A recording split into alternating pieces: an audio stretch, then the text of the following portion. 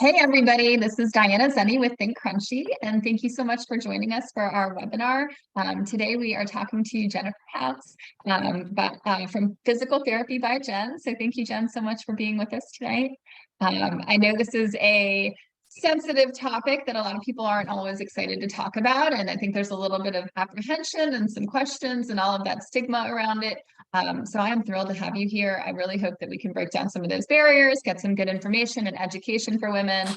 We did have a lot of questions come in before the event, but tonight's event we have titled The Pelvic Floor, What No One Tells You. So we're excited to hear from Jennifer. I'm going to kick it right over to her and let her jump in and educate us.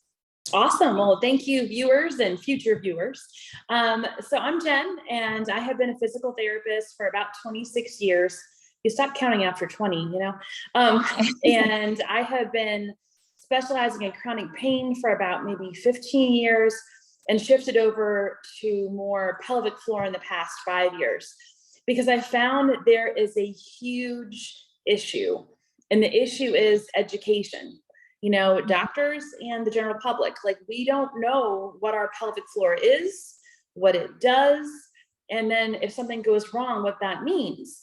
You know, you would think you go to your OB once a year, or your PCP, and they would say, you know, hey, do you know your pelvic floor does this and this? And hey, are you having problems with A, B, C, and D? And unfortunately, I'm not sure your experience, but it's not happening. I get patients who come in and they basically have been telling their doctor, especially their OB, for years they're having trouble with leakage of urine. They're having, they're having trouble with weakness, with pelvic pain, or they don't want to say they're having pain with sex, or that they're having leakage. It's this big shame thing, and the doctors aren't asking. You know, so the average is that women usually wait, this is kind of horrible, about 7 years before coming forward to say, I'm having problems. Yeah, which is ridiculous. You know, so sad. Yeah, because a lot of these problems are really common, but they're not normal. So my kind of mission, besides competing with people who come in my door, is to educate the populace about, especially women, what is our pelvic floor? What is it supposed to do? What happens if it doesn't do what it's supposed to do? And what do I do then? You know, because a lot of women who come to see me, they've gone on Instagram and educated themselves on their pelvic floor and said, hey, I need to go see a pelvic floor therapist, and then get to me. And so there's years spent struggling, or they've been told by doctors, oh, that's normal, you've had a kid, or you've had a C-section, or you're over 40. I mean, it can go on and on, right, ladies? I had one, mid-20-year-old come in with a lot of different pelvic floor issues, and her doctor turned to her after she said, I'm having problems with this, this, and this. And he said, well, honey, you are carrying a little more weight. So yeah, what is this, 1950? Yeah. So I said, did you slap him? And she said, no. I'm like, okay. So, and she's doing great right now, you know. But there's a huge deficit. So I think if we inform ourselves and our friends and our children, our girls, you know, so this does not become this big issue. So I'm going to start with, what is the pelvic floor? Because we've heard, I think, a little bit about it, but okay. So I have this model. Okay, everybody can see this. All right. So these are your two pelvic bones. All right. And then this is your pubic bone right in the middle. So like your hip bones would come out here. These like, just like, we think you get this as our hip, but it's actually our pelvis. Does everyone see where I'm going here? Okay. So then inside here, we have a bunch of organs that tend to fall out on my model here. Hopefully not in real life. So we have our uterus, and we have our bladder. Okay. And then we have our rectum. All right. So these three organs sit in this. Now you see all of this red, that is all pelvic floor. Okay. Oh. So it's a lot, isn't it? So there is a lot. Yeah. So there's 3 layers of pelvic floor. It starts, you know, from the front, and then it wraps around to the back. So all of this red is all pelvic floor. These are huge, huge muscles that we don't know about. Okay. So the pelvic floor is the floor of our core. So if we think of our diaphragm is like the rib cage muscle right here. Okay. So diaphragm is up here, that helps with breathing, right? And our pelvic floor is down here. all right? So the diaphragm is the ceiling of our core, which is why breathing is so important. Ever try to do an abdominal exercise and hold your breath? It does not go well. Right. So our diaphragm is up here and our pelvic floor is down here, and they work together, all right? The pelvic floor is the floor of our core, and we cannot do what we need to do without it. So there we go. And you can see too, so this is like the tailbone area right here. Okay, I'm gonna get a pen actually. Oh, that's better. So here's the big triangle bone of the tailbone called the sacrum. And then down right here, that's the coccyx. And that's true, the little tailbone, okay? Yep. And you see how all of this connects to that, connects to the pelvis. And then if we go around to the back, hopefully no one's getting vertigo. Hang in there, okay? Once again, oops, I missed. It attaches right here and right here, okay? So it's a huge thing. So just like any other muscle, it's important to have two things, strength and flexibility, right? Like if we have a really strong bicep, but we don't have full range of motion, we're not going to really be able to function well. Or if it's really strong, but it's super tight, also not going to work. Okay. Can you see all this okay, everybody? Yep. Oh, welcome new person, Christina, yay. So we're going over what the pelvic floor looks like. Here's my little model here. All of the red is the pelvic floor, okay? So the pelvic floor needs to be strong and flexible. There is a common misperception that all we need to do is Kegel, Kegel, Kegel, okay? For those who don't know what a Kegel is, which I think we all know, it's where you contract your pelvic floor muscles. So if you're on the toilet and you kind of squeeze those muscles, the urine flow stops, okay? You relax it, the urine flow starts again. And unfortunately, it's not just about the Kegels, and you're about to find out why. All right, so there are 5 functions. I call it the 5 S's of the pelvic floor muscles, all right? So the first one is it supports all the pelvic floor organs. You just saw me pull all these organs, okay, right, out of here. Yep. So if you imagine the pelvic floor is like a hammock and it's holding the pelvic floor muscles like this, okay? Now, what happens if those muscles aren't super strong and the organs kind of go down a little bit, right? Anyone ever heard of prolapse? That's prolapse, okay? You can have prolapse of your bladder, your uterus, or your rectum, okay? Or all 3, but, and basically that's where they're not being held up enough and they kind of come down and they actually go into the vagina. And so you can see it, it depends on, you know, how severe it is. Now, the good thing is it does not mean you have to have surgery. It's not a, oh my gosh, you know, most prolapses can be fixed by the right kind of treatment, which we'll go through later on, okay? So that's support. All right, now, another S that most males guess right away, you guessed it, sex, okay? So, while they like to talk about sex a lot of us don't as much, but the muscles have to work accordingly to make sex enjoyable. So if you're being intimate with your partner and you're having pain with penetration, which happens to a lot of women, unfortunately, whether it's initial or later on, or you have a hard time inserting a tampon because it's really tight and it hurts, or even a menstrual cup, just can't do it. Some women have a hard time even having a pelvic exam because it's just really tight and painful. That means the pelvic floor is too tight and therefore very painful, and it makes intimacy not the best thing. It's also, it can happen, you know, it again can be resolved. We can fix this too, okay? Now, the next one is sphincter control. Now we have 2 sphincters, guys. So here's the front of the pelvis, remember? I'm gonna tilt it back, and then I gotta look to make sure I have the right one. Whoops. So as you can see, so this is your anus right here, okay? You see all the muscles around here. So your pelvic floor actually controls your anus, which means it controls bowel. So if you're having trouble with diarrhea or constipation or urgency, like I gotta go right now. I once had a friend/patient who was being pulled over by a cop because she was speeding, because she had to go. And she kept going and got to the place and said, "Officer, you can arrest me in a minute. I got to use the bathroom. So yeah, that kind of urgency could be a pelvic floor issue. She now has a bump.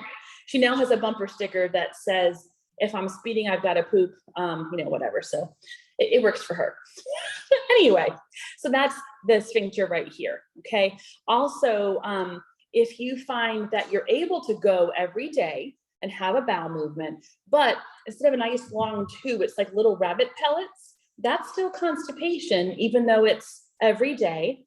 And sometimes there's a lot of gas with that or bloating, and that could be an issue with the pelvic floor. I have had patients come in. One lady, she did not lose any weight, but within 3 sessions of working together, she went down a whole jean size and was able to wear her skinny jeans. And if you know how it feels to be bloated, you don't want to be wearing skinny jeans. So she did very well. And I think a lot of people are so used to feeling bloated that they don't know that they feel bloated. That's just their, like you were saying, that's their normal. Exactly. And again, it's not, the knowledge is not out there that, hey, if this happens to you, you may want to try this, Right. So anywho, so we're going to come down, and then we have our urethral sphincter. I cannot say it right here, that controls the flow of urine. Okay.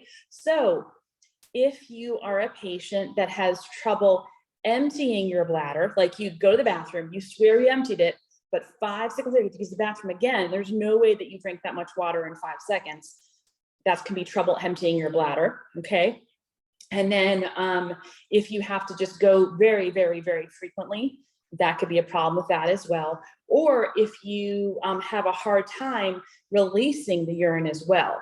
So normal urination should be every 2 to 3 hours, and the urine stream should last 8 to 10 seconds. So if you think about, so if you're like sitting there and it's a dribble, dribble, stream, dribble, dribble, something's just not working so good. Doesn't mean that it cannot be fixed, but I don't think we know what the normal is. And let's go over that. So is it normal to pee when you jump rope? Anyone? Yeah. So it is very common. It is not normal.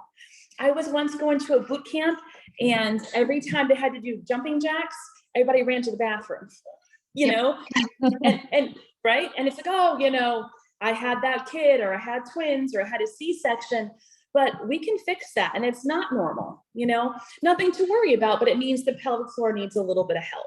Okay. So quick question on that. Yeah. So so I go to a boot camp, and I will tell you, there's a running joke about it because everyone sees, the jump ropes out when they walk in, and everyone's straight to the bathroom. People who don't usually go before, they all go to run to the bathroom. And so how frequently do those people come see you where it's something that you can help? Is it almost always? Is it 1 in 10? Is it give us some information there? Because I know that is a very big problem. Absolutely. I can probably help 90% of them. Wow. Yeah. So there are some people where they have to have a bladder tack. We talked about the support function before, how if the bladder is not being supported, not being kind of prolapse a little bit, and then no matter how much strengthening we do or think with the bladder, it's still an issue. So sometimes you do need to have surgery to raise it back up again. That's the 10%. But most patients are very, very successful. And speaking of urine leakage, there are actually 2 kinds of urine leakage.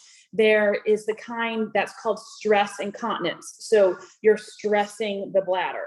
So that's jumping, jump rope, any kind of high impact running. That's something else too. Also coughing and sneezing. Think about how it really pushes down, right? And how many of us unfortunately have to cross our legs and our fingers and everything else to try not to, So that's stress incontinence. So that means one of 2 things. It means that the pelvic floor muscles are not strong enough. So when there's a force on them, they just can't hold. And then there's urine leakage. Okay. Sometimes though, it means that the person is holding their pelvic floor muscles so tight. You know how some people, we feel like we have stress and we're like this in our shoulders, right? Yep. The same thing can happen on our pelvic floor. We are not always aware of that. All right. Sure. So if it makes sense though, if those muscles are tightly squeezing all day long, and then like, so they're always on, and then all of a sudden you jump and it just can't handle it, it fatigues. So it could be from two different reasons that we're having incontinence. Sometimes there's something called urge incontinence. That means you have the sudden urge to go, like a bladder spasm, you have to go and you cannot wait.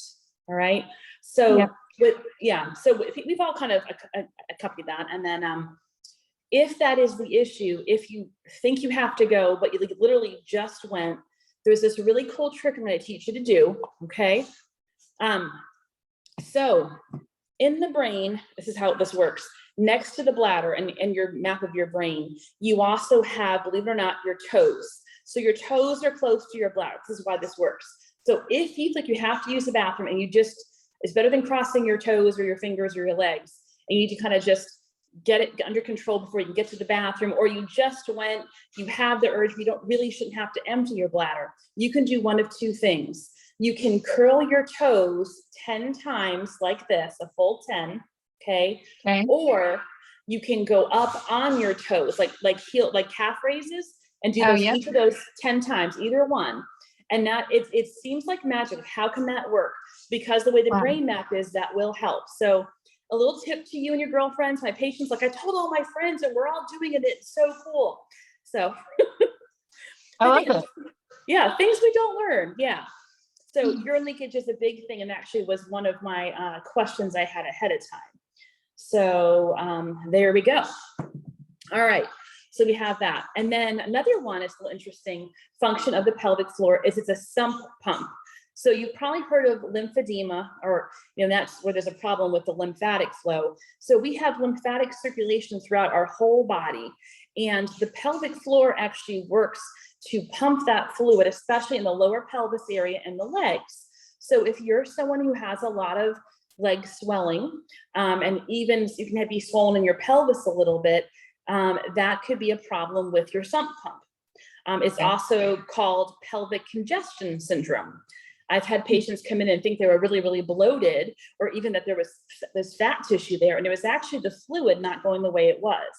That tends to happen a lot with patients with scar tissue, C-sections, hysterectomies, that it's just very tight and not letting things flow.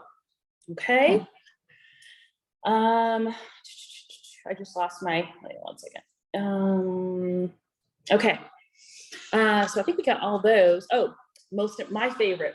Okay. The last S of the 5 S's is stabilization. So once again, going back to our model, y'all can see that the pelvic floor muscles are really attached to the sacrum and the coccyx. So it's attached to this tailbone. It's attached to the front, to the pelvis. Okay. And again, even in the back, it's attached right here. What does that mean? That means the pelvic floor aids in stabilization of the entire spine. I mean, the low back, the mid back, the tailbone, the SI joint, and even the neck. So I've had some patients come in that don't respond to the normal neck treatment, and we do pelvic floor treatment and the neck gets better. Wow. Yeah. So these are just really, really important things to know about our pelvic floor. So let's say you go into the OB, how's it going? Like, going good. And it's like, okay, anything else you want to talk about? And you say, well, I'm having some bladder leakage and I feel like I have more constipation than usual, and I'm feeling really bloated. I wonder if I have some pelvic floor stuff going on. So that way what it should and shouldn't be. It's very, very important. Now, with that in mind,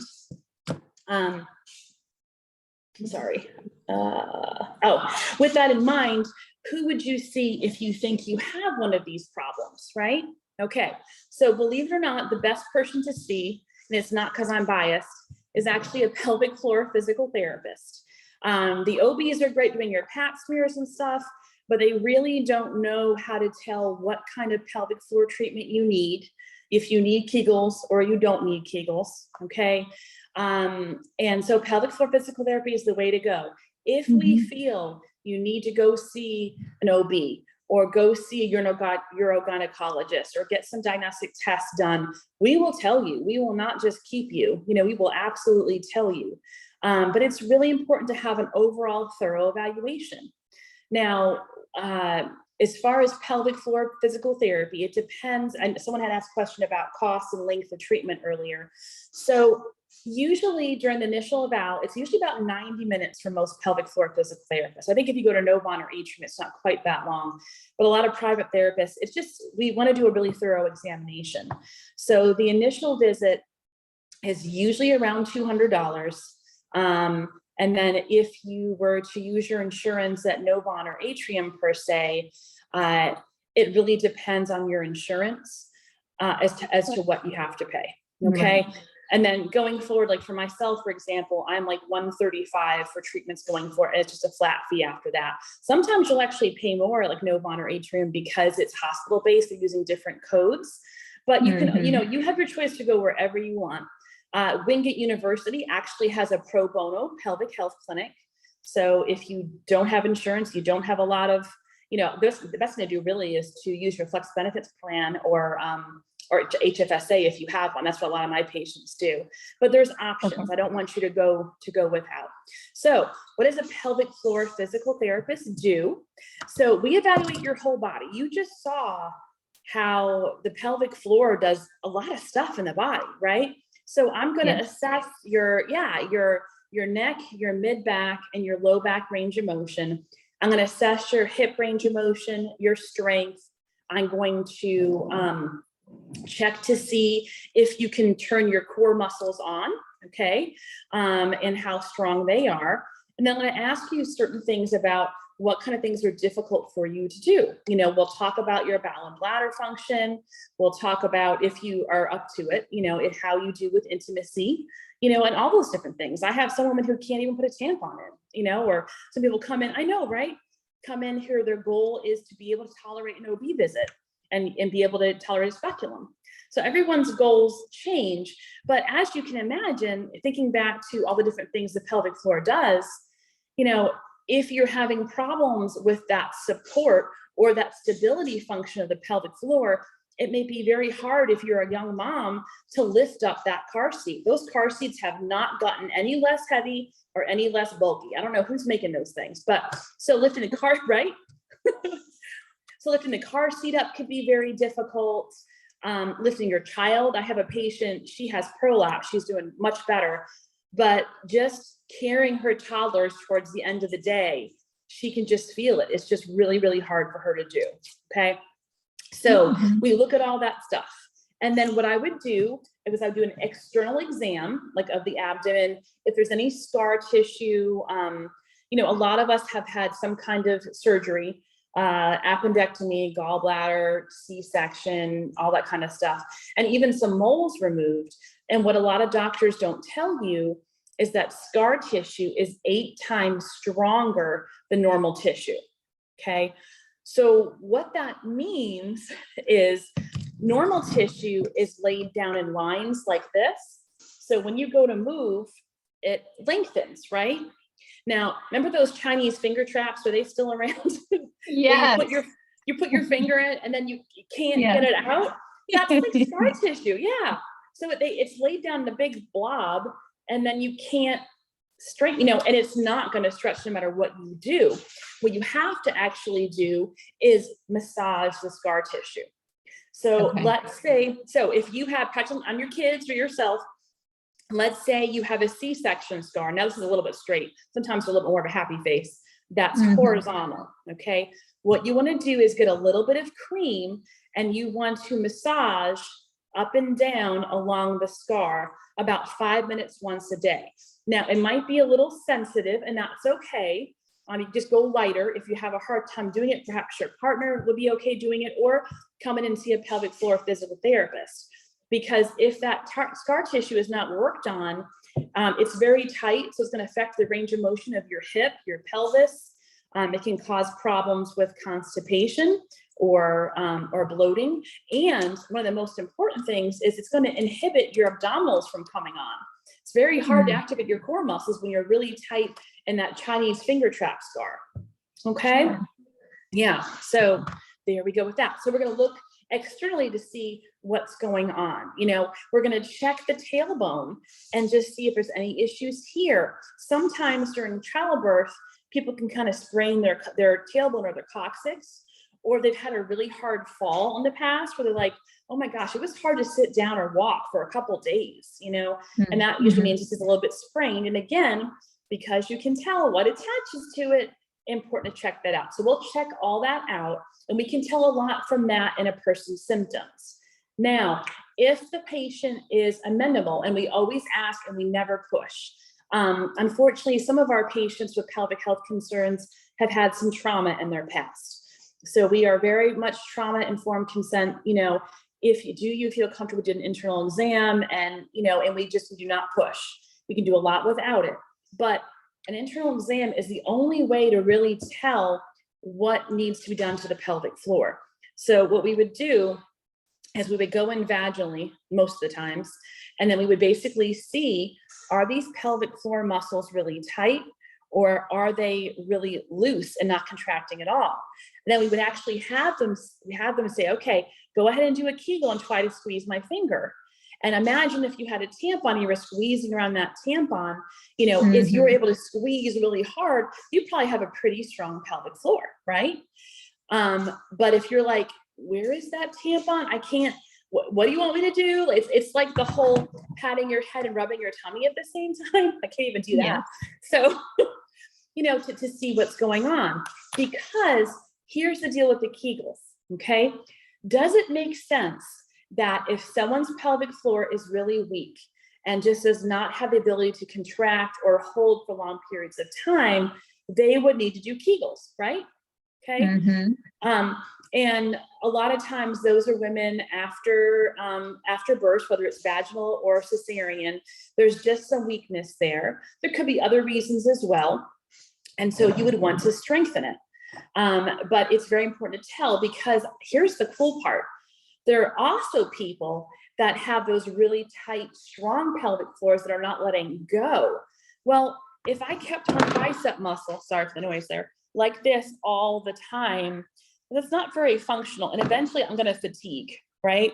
Sure. If I had a bunch of weights on my arm, it's going to eventually just let go. All right. So it's very important to see what kind of issue that patient has, because if they're super, super, super tight, am I going to give them Kegels? No. It's going to make it so much worse. A lot of patients who have pelvic pain, whether it's just pain walking around, pain lifting, pain with intimacy, those are patients that pelvic floor are usually too tight. If they have trouble emptying, that's usually too tight. And honestly, that is the majority of pelvic floor patients. Wow. Right? So that's the problem with us women, especially, that the little bit that we know about the pelvic floor is Kegels. I had so I can listen to your symptoms. I can do the external evaluation and have in my mind what I think is going on. But until we do an internal, you don't really know. There are some physical therapists that unfortunately are not doing internal evaluations when they do their pelvic floor. So if you are a loved one of going to pelvic floor physical therapy and you feel amenable, it's important to make sure, just call you. And do you do an internal evaluation? You do. Okay, great. Because that's the best way to find out. I had a girlfriend I referred for pelvic floor therapy in Pennsylvania because I was not going to do that commute. Right. And, I asked her, how did it go? What did it do? What did they do? And they didn't do an internal.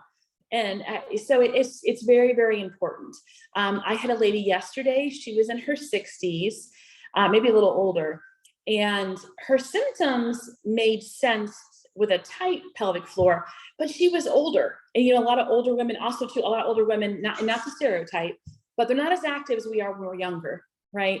Sure. And, if you don't use it, you lose it. So I was like, it sounds like she has an overactive pelvic floor, but she's older. And I did the internal evaluation. Sure enough, she was like this. And she's like, wow. Oh yeah, I have Kegeled all my life. I Kegel in the grocery store. I Kegel here. I Kegel there. So her problem was not that it was too weak. She didn't learn how to relax. Is that crazy? Right. Yeah. So that's the important. Interesting. Yeah. So I mean, it's great to educate yourself online, and I'm so grateful that we have a lot of pelvic floor therapists like myself have videos up to teach people about what to look for and different tips and all that. And that's wonderful.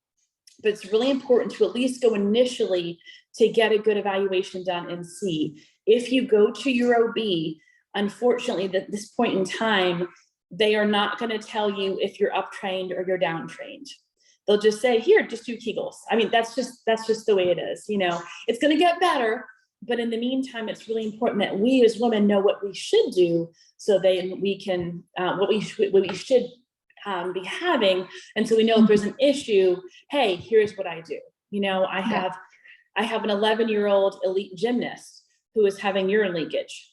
Is that normal? No, but guess what? A lot of female athletes, even young ones, are having urine leakage with high impact sports. So tumbling, like I said, running, jumping, all that kind of stuff. And it just means, and it's anything horrific, it just means there's an imbalance in the system and we need to fix it, you know? And even though the pelvic floor tends to be this big, scary thing, it's just a set of muscles that has a certain specific job. And if the length tension is not correct on it, or the strength weakness is not correct, we're going to have issues. So if you kind of put it in that thing, it becomes a little bit less scary, I hope. For sure. Okay. Let's see. Okay. Have we had any questions in the chat so far, Diana? So I actually had someone message me a question through here. So okay. I want to also say that while we're on that topic. So if you are not comfortable putting your message in the chat for everyone, you can privately message me through the chat feature as well. So there's a way to just add, message me directly so that it's not recorded as part of the conversation. Yeah. Okay, so the question was, in subsequent appointments after that initial consultation, what are they doing? Are they doing physical, like exercises and things with you? Or are you talking to them? Like, how is all of that working? Great question. I totally missed that one. Nice job. Whoever that was. Yay, 2 thumbs up. Okay. So, yes, like all the things. So yes, I'm going to teach you exercises that you can do at home. If it's strengthening, things you can do on a daily to every other day basis to get stronger. If it's more about the muscles are too tight and need to relax, I'm going to also teach you how to do that as well. Most pelvic floor patients just come about once a week, sometimes even less frequently, because you need to work on things in between. I am going to do things with my hands for sure. So if you have scar tissue, I'm going to massage it and help it with that. Going to that point, we didn't mention that, this is actually really important. So here we have the vaginal opening, right? And here we have the anus. So the area right between, can you guys, I'm trying to go straight here. I'm a little drunk today. Yeah. There we go, right there. That's the perineum, okay? So how many of us have had, either, it depends on how old you are and how many kids you had way back. So my first child, they did an episiotomy and then stitched me up. Mm-hmm. The second one, they let me tear and stitch me up. So I have a little bit of both. So guess what happens with that? You get scar tissue. Now, if you had an awesome doula, which a midwife, and they taught you how to massage or massage your perineum, the chances of you tearing are actually less. So if you're planning on having more kids, massaging the perineum is fantastic. Just use some lubricant. Don't use like a massage cream because you're right near both openings. But if you massage that, that's a huge thing. So if I have a patient coming who's having pelvic floor issues and there is scar tissue there, which if they've had a child, that normally is, I will do some scar tissue massage right there, okay? And you can do that as well, everyone else. Now, if they have like a C-section scar, hysterectomy, I'm gonna work on that too. So I definitely do hands-on techniques. If I need to teach them to strengthen, I'm going to work on teaching them how to contract the muscles appropriately and tighten. And then if their muscles are super tight, I actually, with their permission, I actually do some internal massage of those muscles. And it sounds kind of weird, but honestly, it's a weirdly relaxed. My patients love it. They're just like, this actually feels really, really good, because those muscles are so tight. So when someone gets a nice massage on your back, you're like, oh my gosh, where have you been all my life? Yeah. So we work on that. I also teach them hip stretches that they can do. there is a great exercise called the reverse clam. So it's like a clam, but this time your knee stays down and your foot comes up. If anyone has a question about stuff, you can just let Diana know and I can send stuff out later. But reverse clams have been known to really help relax the pelvic floor muscles, okay? Breathing is huge, okay? We're gonna do a little, what do you call it? Exercise together. It's been a long day, sorry. Okay, so I want everybody to put their hands on the sides of their rib cage. So that's my chest is in there, sorry. So kind of like right here, you can be sitting down, okay? And then I want you just to feel as you inhale how the rib cage goes out. You see that? And then you exhale and it goes in, right? So inhale and it goes out, exhale, it goes in. Very good. Now what I'd like you to do is I would like you to inhale, and as all the air goes out, I want you to tighten your belly. Okay, so breathe in, exhale, so the belly tightens. You said it's nice and tight right there. You can hold it pretty well. Hopefully not turning blue. If you haven't taken a breath yet, everybody breathe. Okay, now and relax. Now I want you not to worry about breathing at all, and I want you just to tighten your belly. Do you feel how it doesn't tighten as well? You don't get that contraction? Yeah. Yeah. So the breathing is very important. So I'm going to teach my patients, believe it or not, how to breathe and then how to add that breath with the muscles. So I would have them do the breathing and then contract their belly and then contract their pelvic floor if they need to work on strengthening. Okay. Now I know this is a little bit complex, guys, just a little bit of a preview, but that's what we do. Now, if a person's pelvic floor is very tight, and since there's 3, 4, 5 of us here, that means probably 2, if not 3 of us have more of a tighter pelvic floor, I'm going to teach the opposite. So it sounds kind of crazy, but when you inhale, your pelvic floor and your diaphragm go down, right? And to relax, and when you exhale, they come up and they tighten, okay? So it seems a little counterintuitive, but when you breathe in, I want you to try to relax your pelvic floor. So here's your diaphragm. You're sitting on your pelvic floor right now, most of you. Maybe someone's laying down, I don't know. If you are, sit up. So I'm gonna have you breathe in and let your pelvic floor relax and then exhale, okay? So it almost feels like you're letting your pelvic floor just kind of bulge, all right? And to make it easier for you, when you're in a sitting position, you're basically kind of leaning forward, kind of sitting on your vagina, okay? So I want you just to breathe in and let that just relax, okay? Now that's a lot easier said than done, and that's why people with tight pelvic floors, it's not just that easy, but we go over that as well. So it's important to teach them either the down training of the pelvic floor to relax it, or the up training to strengthen it, okay? So we would do that. We would also talk about positioning. So if they have a hard time sleeping at night, which a lot of people do, where to put the pillows, how to sleep this way, what kind of things you can put behind your back. If you're sitting at work and you have really bad tailbone pain, it's hard to sit, what are different things that you can do for your posture to help with that? And then functional stuff. Hey, I don't really care if my hip strength is 3 out of 5. I carry that I want to lift up my toddler and carry him up the stairs to bed. So I want to hear what kind of functional issues you have so we can work on that, because although I have my assessment, I care about your function and how I can get your quality of life better. So basically the subsequent appointments are going to be hands-on, some type of exercise, some kind of postural or functional thing, but I do a lot of hands-on. It really makes a huge difference. I also do myofascial release. I can do soft tissue. I can do joint mobilization, so I can mobilize the tailbone, the hips. A lot of times mobilizing the back can help a lot, whether it's the low back or the mid back, because if you can't even turn, like everyone try to turn their bodies, and let's see how much rotation everyone has. Okay, you're on your honor here, so you're all doing this. So does it make sense if you're really tight in your upper back, then maybe that diaphragm isn't really working as well? We've all had days where we just feel so tight we can't take a deep breath, or you did way too many obliques in class and it's like, oh, I'm so sore, right? Yes. Like you go to laugh and you're like, oh my God, So if you don't have that breath support and that works with the pelvic floor and the core, we have an issue. So we go over all that stuff. I do also have a cold laser. So if people are having some swelling or muscle spasms, I can work on that.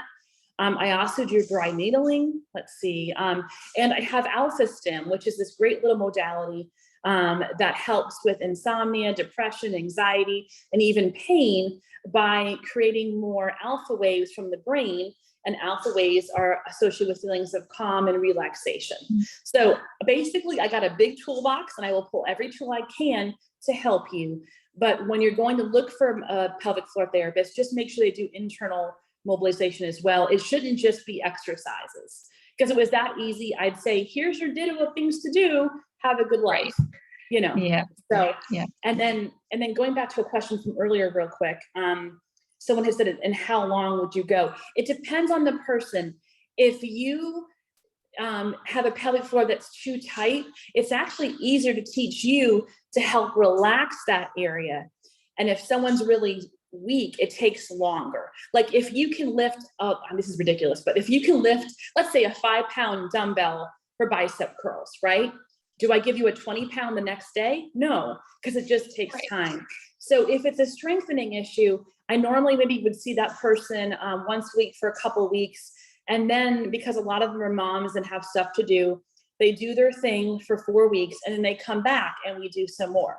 They do, and they come back. So they're not usually seen as frequently, but it takes longer because we have to build up that strength. I hope that helps. In that monthly appointment, you're kind of checking in to see their progress and reevaluating how far they've come, what more needs to be done, adjusting as needed, I assume. Absolutely. Yeah. Doing some hands-on is needed, progressing the exercises, saying, okay, that one's too easy. Let's do this one. Let's add this one on, that kind of thing. And then, and I personally have an app that my patients have, so they can correspond with me in it. I put their exercises in it. So it's great communication. And even the most busy mom can normally find time. I would say if a person is up trained and has a lot of tightness, I see them maybe 4 to 6 visits. And then if there's a strength issue, it can be maybe 12 visits or maybe about 3 months or so. And it really depends on how compliant that person is with the ability to do their exercises, you know? Okay. Yeah. Like so many things. Yes. Life happens. Yep. Yes. Yep. Okay. So while we were chatting, we did get another question. Okay. So the question is, do you do any type of free consult or call before the longer visit to determine if someone is in fact in the right place for support? More of a, is there a good fit meeting? Thinking of some of my clients who may benefit. Yeah, absolutely. Yeah, I offer free 15-minute consults because a lot of times you want to make sure the person's in the right thing. This can be a sensitive topic, pelvic health condition or dysfunction. And so it's hard to come in and bare your soul when you haven't even talked to someone. So a lot of times I'll say, okay, so what's going on? Okay, well, I would probably do this and this. And then at the end, I'll say, okay, so it sounds like you do need pelvic health physical therapy. You know, I would love to help you if that works, but if you wanted to think about it and get back to me, that's great. You know, and that way they're not like, let's schedule now. And then some of them will say, a lot of them will say, okay, you know, yeah, I'll sign up, or okay. And some of them get back to me and some of them don't, and that's fine. I also have a network of colleagues in the greater pelvic area, greater Charlotte area, the greater pelvic area. That's Charlotte's new name, the greater pelvic area, just so you know. Anyway, so I have a lot of colleagues. So if they talk to me because they've heard of me, they're like, well, I'm all the way in Huntersville. And I'll say, well, listen, I would love to help you. But I do not want you driving with your 2-year-old, your 1-year-old and tailbone pain all the way from Huntersville. And so I'll recommend someone a little bit closer. So yes. That's great. Yeah. Wonderful. Okay, great. All right. Anything else before I thought I'd go into diastasis, unless you have any more questions that you found? No, I think we are good for now. Okay. So this is super cool. So diastasis recti, I think a lot of us know what it is, especially if we're moms. It's where the abdominal muscles kind of spread. Okay. And it usually happens during pregnancy. It can happen without pregnancy. Sometimes with a lot of obesity that could happen. I've actually seen men with it too. And what it will present is like, you'll go to lift your head up, and it's like a little bit of a hump, where your abdominals are. Let me just get a better picture here. Okay, it's not the most flattering picture of me, but that's okay. All right, so it usually starts right below your xiphoid process or your sternum, okay? And you have a line down to your pelvic bone. So you can have a little space. If you put your finger in here, you kind of tighten your abs. You guys can try this right now. You should find no space, okay? But if it goes in, oh, I have a little space here, no worries, okay? And it can be as small as half a finger width up to 2. It can be wide or shallow, okay? And that's just called diastasis. Now, there's a lot of misconceptions right now with diastasis. So we were told once upon a time that you should never do crunches with diastasis. Everyone else heard that probably. I bet it's still around a lot. It's actually not true. And women were very afraid to do anything to make it worse. And what they have found in research is the women, and I'm saying women, this happens to men as well, but it is mostly women. The women that did less because they were afraid to move and make it worse actually had more worsening of it than those actually that were active, because it's a pressure issue. Here's the cool part. So if you think about it, I'm gonna try to go ahead and not show off my chest again and do this little example. Okay, so here's my t-shirt here. Okay, so we have this spreading right here. So look what happens if I bunch my t-shirt up right here. Do you see how it stretches the front? Do you guys see that? I'm trying, okay? Yeah. So what they have found is diastasis isn't as much of the abdominal stretching as there's a pressure issue. So the back is really tight and something has to give. So actually, if you mobilize someone's mid-back area and low back area, if the person does a lot of rotational stretching, that's great, loosens it up in here. That actually can be very helpful and actually strengthen the abdominals. So what was seen before is oh my gosh, I have DR or I have diastasis recti. It's not that at all. But again, it's just our body telling us there's a problem somewhere else. But unfortunately, it's still around, and a lot of medical professionals still believe it, that if you have that, oh, be careful. You don't want to strain and cause it to be worse. You don't want to do this. No, actually, you should be doing exercises and you should be moving. So I'm sure that someone in this group has that or knows someone else. So pass the word around, and we can work. There's pelvic floor therapists are probably the best person to see if you have a diastasis. But if you have another hands-on physical therapist who can mobilize the back, that's totally fine as well. So I just wanted to put that out there. Yeah, great.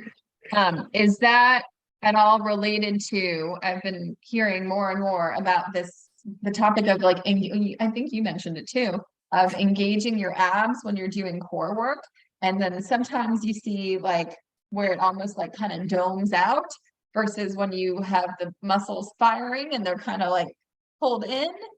Is that at all related, or? So part of the doming, if you do have a diastasis, it's going to dome a little bit. It's nothing to worry about, but that's a great question. So what we used to teach our patients, and people are still being taught it right now, is that when you contract your abs, I'll find the best picture. Is that you're supposed to bring your belly button into your spine, right? Now, here's the thing. Everybody put one of their hands that they can behind their low back. And now go ahead and suck your belly button into your spine. What happens to the low back? Does it stay relaxed or does it tighten back up? Does it tighten up? Yeah, it tightens. It tightens, okay?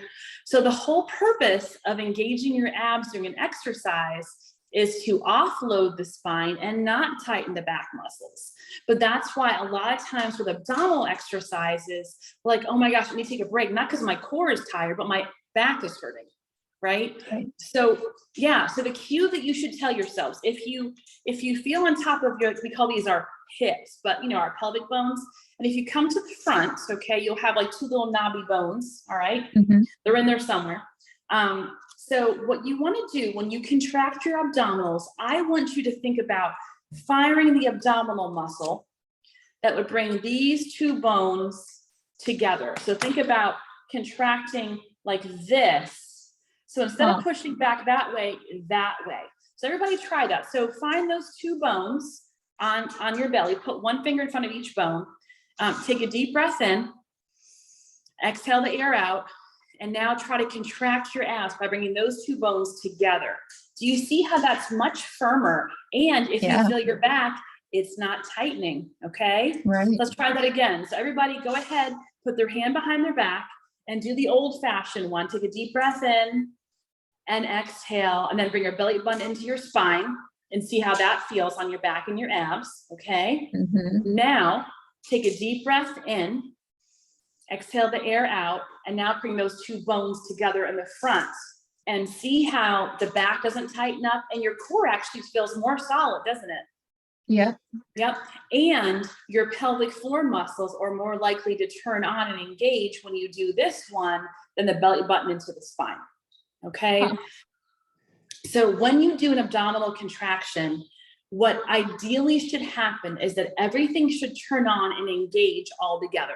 So you should be able to breathe in, exhale, and boom, this comes on, your pelvic floor activates, boom, no problem at all. So that's our goal when you come to pelvic floor therapy, is to make sure that happens. You go to pick up your kid and then it just fires. All you need is just breathe. You probably heard the term exhale on the, on the exertion. So you have your kid down here, ready to pick them up, you breathe in and you exhale and you lift, and that should kick everything on. So when things are working correctly, they go on by themselves. That's why normally when you sneeze or you laugh or you cough, you don't have urine leakage, right? Because these just kick on. But if they're on all the time, then they're not going to just re-engage with this. It's going to have a problem. Okay. So last thing I want you to try, and then I want you to go ahead and apply this tomorrow in your classes or picking up your toddler or whatever you're going to do tomorrow. Okay. We're going to do the breathing. We're going to add the new abdominal turn on for the transverse abdominis, and we're going to add a Kegel. So just to remember, a Kegel is if you imagine just being relaxed on the commode, and then you just squeeze those bladder muscles like you're turning off the flow of urine. That's a Kegel. Okay, here we go. So we're going to breathe in, breathe all the air out, contract this together, and now add your Kegel. Do you see when you add your Kegel how your abdominals feel even stronger? I mean, you are activated, right? So you can practice doing that, you know, in car rider line, at a stop sign, you know, the grocery store. Who's going to see you? No one. Because really, you shouldn't be moving at all, right? And then when you go to do your plank, when you go to do whatever, then kick that on. Now, if you just did this exercise and that was painful, don't worry about the pelvic floor. Yours is probably on a little bit too much. You need to learn how to let that go a bit. But that's overall how it all should work. Does that make sense? Yep. Hopefully. Okay. Yeah. So use that. So that's one of the things we're going to teach you is how to turn your abs correctly. I would say 75% of people who come in who are having issues, mind you, are not contracting their core the right way. So it's very important that we do that for function and also for working out. Yeah. Okay. All right. I think that's Awesome. all. Yeah. Any more questions anybody has? There is no such thing as a TMI, and there is no such thing as a stupid question. So I'm like, this is the place to ask it for sure. Definitely. I do have another question. Okay, go ahead. So I think when we were, I know we got a question about prolapse before we started. And I know that came from someone who is in a mom group that I'm in. And so once I also confessed to you that I really did not know what a prolapse was before the question popped up. And so as I was listening to what it was, and this woman was saying that she literally had parts of herself falling out. If that had been me, I would have been terrified and taken myself to the hospital. So can you take us to, and I don't like hospitals or most medical professionals really. But you know, hospitals make me a little nervous. So I'm much more like to go to therapists and my chiropractors and people like that. So if somebody finds themselves in that situation, what do they do? So first they can call for a free consult. To almost every pelvic floor therapist would do that. If you find, like this happened to a patient of mine, she came in, she was taking a shower and just, you know, washing herself off, and all of a sudden realized that part of her that she felt should be inside her body was outside her body. And she's like, this does not feel natural. And she called me like in a panic. And so we talked. I said, no, it's okay. And I said, are you having a lot of bladder leakage? And she said, no. I mean, she might be having a little bit, but it wasn't like a huge, like, I cannot even hold my urine, that's the case with most women. Like, it's not like this, oh my gosh, I can't, it's a very disquieting to feel that, but if they're able to be continent, like not have any leakage of feces, that kind of stuff, if they're able to at least partially control their bladder, the person to come to would be pelvic floor physical therapy. Now, some OBs will look at you and say, and it's okay to go see an OB, absolutely. It's not going to hurt anything to rule stuff out. And they'll basically be able to tell, is there a prolapse? Okay. And if there's a prolapse, what grade is it? And that means just like if you have, let's say it's your bladder. Oh, my hand didn't go that way. There we go. And like the bladder is like here, or is it here, or is it here? What stage is it? But again, most prolapse can be helped by pelvic floor physical therapy. If there is a prolapse, there's normally weakness. So that pelvic floor is just not holding up. Okay. Also too, if there's a lot of scar tissue at the perineum, that could be really, let me find it. Okay. That could be really pulling here and tightening and pulling the whole pelvic floor down. You release that and it just springs back up. Okay. It just wants to sort of normal. So, so prolapse, you would basically come to see a pelvic floor therapist and we would assess that, or your OB, and then go to PT. And we would actually help you strengthen those muscles. And the patient I had, I think she was like a stage 3, and we have her up to like a stage 1 now. She's doing much, much better.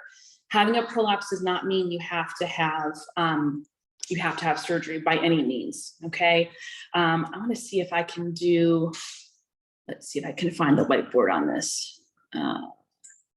Backgrounds. Let's see. Oh, maybe not. Hold on one second, guys. No, it's not working. Okay. Oh, shoot. All right, I'll go back to here. All right. Well, anyway. Maybe, let me see if I can figure out how to make you an admin, because I think I have that option. Okay. So, while I'm looking at that, I was going to ask you, oops, I just did something wrong, but you're still there. So I feel like I'm okay. That's okay. I was going to ask you, so I understand the going to see you makes perfect sense. Like literally immediately, what are you supposed to do? I mean, because are you just, you're walking around with that out of you? Are you like reinserting to the best of your ability? I mean, so it's a little, so you can gently push a little bit to get back in. Sometimes it's been kind of hanging out a little bit, and it wasn't like 1, 2, 3 and it dropped. It's been slowly happening, and all of a sudden you notice it, or it's more noticeable, but it was happening the whole time. So it's not like you need to go ahead and put your hand there and put a maxi pad and push that bladder up, so you can just gently put a little bit of pressure if you'd like, and just see how that feels. But again, if you're able to maintain your urine and be continent, maintain your feces and all that stuff, it's not an emergent. It may feel like an emergent situation, but it's not to go to the ER. It's probably go make an appointment with your OB, make an appointment with the pelvic floor physical therapist, or both, and then get checked out. Does that make sense? It does make sense. Just know that if that ever happens to me, I will be texting you. I will fit you in ASAP. It can be a little bit like, oh my gosh, this person, it was after her 3rd birth and it was 6 months, and it just happens sometimes. Sometimes with our hormones, this can happen a lot. Perimenopause, which I'm in, woohoo, it's so much fun. It can happen 10 to 15 years before menopause. So your hormones start to go all through all these surges, and the hormones can make the prolapse more pronounced. So getting your hormones tested, not as the first thing, but if you are in perimenopause and you have not had your hormones checked, that would be a good idea. Some OBs do it. A lot of them don't. Sometimes I love functional medicine. I go to a functional medicine person myself. They check all the hormones, and I've been on testosterone and progesterone for several years now. and what a difference it makes. You know, it's not all just about estrogen, which sometimes people think it is. So that was something to look to as well. Okay. Actually, I'm going to grab my little chart on prolapse. I have a really great chart. I'll be right back. Yep.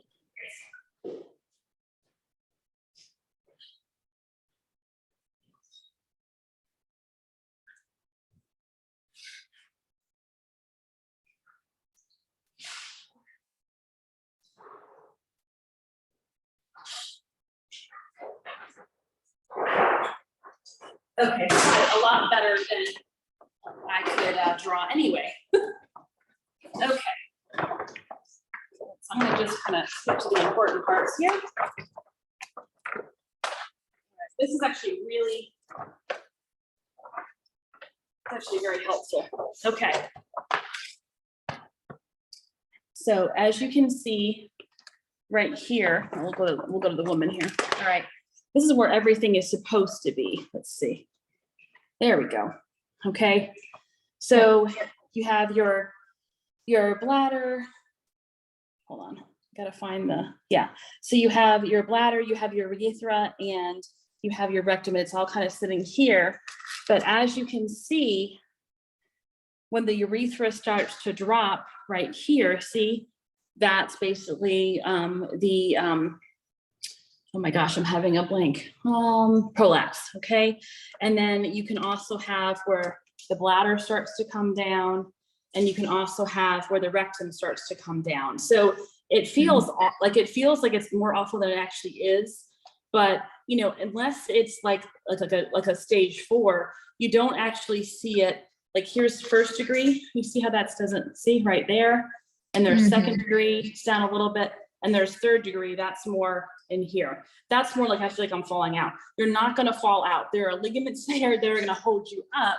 It's just that the pelvic floor hammock is not doing its job. So Got it. I hope that helped a little bit. But prolapse is definitely a reason. Unfortunately, sometimes it happens with delivery too. You have all the pushing, and sometimes, and again, you know, if you are, if you're going to be having, if you have a child, pelvic floor physical therapists really think that you should come to see a pelvic floor therapist at right after, not right after delivery. Like, you know how you see your OB at like 4 to 6 weeks, and then go see a pelvic floor physical therapist to make sure everything is the way it should, to work on the scar tissue, to make sure there's no prolapse, to make sure your core is coming on the way the way you do. And honestly, if you do that, you'll need maybe one or 2 visits compared to waiting, 6 months after delivery, and now you have the toddler and you have a 6-month-old, and like things are just not working the way they should. There really should be a 4th trimester of care where the female is really looked after postpartum as well. And then really, it's nice to come in once during your pregnancy as well, so we can do some perineal massage if you don't already have a midwife or a doula doing that. And also just make sure you're not having any pain. Sometimes you have pain during pregnancy and doctors are just like, oh, you'll be fine when you deliver. Well, why would we make you suffer for months? Let's get you feeling better, and it can be very, very helpful during pregnancy as well. Yeah. Amazing.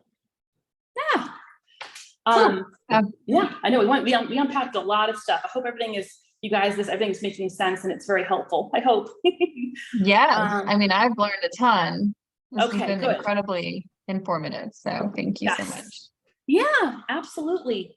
Any more questions or comments from the ladies that are on right now?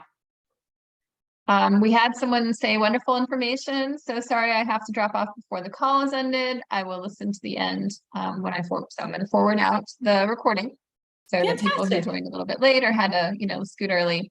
And then of course we have a lot of people who aren't able to be on live, so they will be listening to the recording as well. Yes. So. The biggest thing is just don't be afraid to ask for help. Don't feel bad if you're having like urine leakage and it's like, well, just a little bit here or there. You don't have to deal with that. If you're having a lot of constipation, or I had a patient that she's afraid to go out anywhere and eat out somewhere in case she has an urgent need to use the restroom, and doesn't want to be embarrassed by that. Or, you're trying to get back into your workout regimen and you just had a child, and it should be harder, you should be tired, but like, should you have all this pain? Should it be that hard to lift your toddler up? Right. There's all reasons for this, and especially pain with intimacy. Like, I have a lot of women who come in for pain in their hip or their back, and though I do ask them questions, I don't force anything. If people don't answer a certain thing, I know it's for a reason and I leave it. And then we'll work on something. They're like, oh my gosh, I didn't have any pain with sex the past week since I saw you. And it's like, you were having that before. They're like, yeah. And I'm like, I'm so sorry. So it's wonderful that they felt better, but I think it's just so sad that we don't feel like we could talk to someone about that, or that's not important because we're women. It is important. It is important. And I think it's important if we can figure out what's going on with our body and help ourselves, and then educate the next generation of girls, so that, when it's time for them to have their period and it's time for them to use tampons or pads, get out a pelvic model and show them about the pelvic floor, and just, not really the sex thing just yet, but I mean, and then go over, hey, do you know if you're jumping rope and you have this issue, let mom know. Or if you're having, just teaching them about their body a bit more, so they don't have to suffer in silence like so many women do. And it's just, I don't want that. I don't want that for everyone. And it's, again, the main motto here is, it's common, but it's not normal, and it's fixable. Okay. So I hope that helps anyone watching now or in the future. Feel free to reach out to me on my website, or Think Crunchy, or my email, or give me a call if you have questions. I really love educating people, and I have no problem answering questions in the future as well. So. Thank you so much. And I also want to give a shout out to your Instagram, because you have some videos on there as well that you do educational, videos and things that I think people could benefit from as well.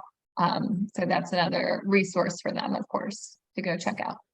Absolutely. I have many patients who say, if I knew that, I probably wouldn't have to come see you today. I said, that's really good. And I put in the video. So it's like 5 things you should know if you have a pelvic floor issue, or, or just all kinds of stuff. So I just, I wish more things were common knowledge, so we didn't have to then end up being an issue later on and going to see your provider.